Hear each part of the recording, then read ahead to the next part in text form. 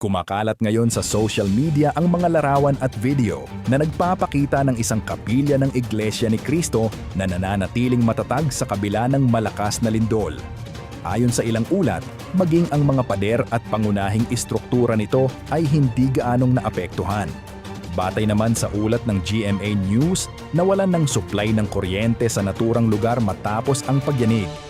Dahil mayroon umanong sariling power generator ang kapilya, ito ang nagsilbing liwanag at pansamantalang kanlungan ng ilang residente habang nagpapatuloy ang emergency response. Dahil dito, maraming netizens, maging mga kaanib at hindi kaanib ng Iglesia ni Cristo, ang nagpahayag ng paghanga sa tibay ng pagkakagawa ng mga kapilya. Marami rin ang nagtatanong kung bakit tila nananatiling matatag ang mga ito sa gitna ng malalakas na kalamidad. Hindi rin ito ang unang pagkakataon na naging usap-usapan ang isang kapilya ng Iglesia ni Cristo. Noong kasagsagan ng Super Typhoon Yolanda, isang larawan ang naging viral kung saan makikitang halos wasak ang mga kabahayan at ilang gusali sa paligid, ngunit nanatiling nakatayo ang isang kapilya sa Tacloban, Leyte.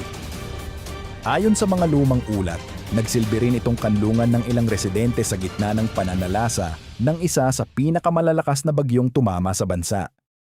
Bali, hindi kami muna tumuloy dito. Kaya akala namin hindi lalaki yung tubig. Mabuti na lang may kapilya dyan. Kung wala, disgrasya talaga kami lahat. Yan ang nakasurvive sa amin.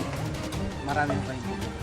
Marami kami dito. Lahat dito nga, mga residente dito, umakyat dyan. Yung tubig hanggang dito na.